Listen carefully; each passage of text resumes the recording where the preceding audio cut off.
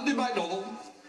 Speaker, perhaps I could just get the nub of this point and just make this point. To lower fitness standards to ensure that somebody can get to work to 60 years old is reckless in the extreme. No responsible government would do that. That will result in somebody dying, and there is no doubt about that, and this government should think again about it. The Honourable Member for Yarmouth is on record as saying the government believes a solution can be reached, but not under the shadow of industrial action, which only serves to damage firefighters' good standing with the public by calling more strikes during an open consultation. The FPU leadership has shown once again it's not serious about finding a solution. Mr Deputy Speaker, I thoroughly disagree. There is indeed reputational damage being caused here, but it is not to the reputation of our highly regarded and respected firefighters that's been diminished, but it's the government's reputation that's been trashed. Firefighting is a dangerous and physically demanding job. Firemen and women risk their lives rescuing people from burning buildings and endanger themselves in hazardous situations in order to keep us safe. Most people agree that for their commitment and their risks that they take, they should be entitled to a fair and workable pension scheme. It is this government standing with the public, not the firefighters, which is being damaged by the shambolic pensions dispute. I'm very grateful to him for giving way, and I wonder if he would agree with me that actually, as well as the content of this debate being so depressing, it's the spirit in which it's being conducted. The idea that we are having a government here that is losing faith with the firefighters and essentially blackmailing them. That's what's in front of them here. It's a blackmail. Accept it or leave it.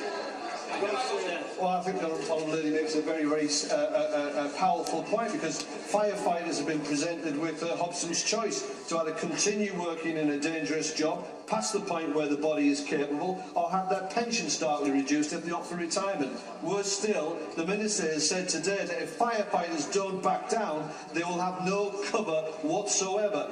What way is that to treat such valued public servants?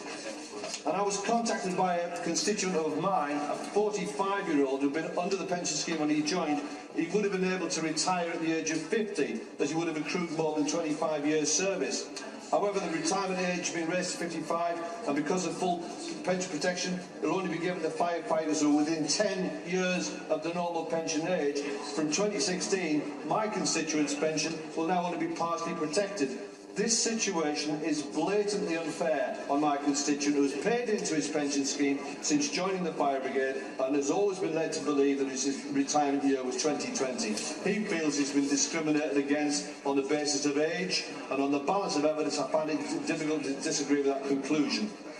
Some firefighters will be penalised for their age, and while someone older with less years' service, who is within 10 years of the normal retirement age, will be fully protected, my constituent and many others in a similar position will not be. I'm sure that officials and legal teams have applied their collective minds to the application of the Equalities Act, but it seems to me that this flies in the face of the spirit of the legislation, that workers should not be discriminated on the basis of their age. Mr Speaker, our firefighters routinely put themselves in danger in their line of work. They save lives and keep us safe. We should value our fire services and the brave men and women who keep them running.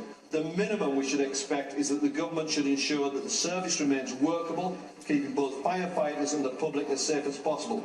And those who commit themselves to such a physically demanding career should have a fair pension scheme and should expect to be able to retire in security. Firefighters demonstrate great dedication to others and real determination in their line of work. I suggest the government takes a lesson from our firefighters and takes note of the points raised in this debate and return to the negotiating table with a realistic and fair proposal. Yeah.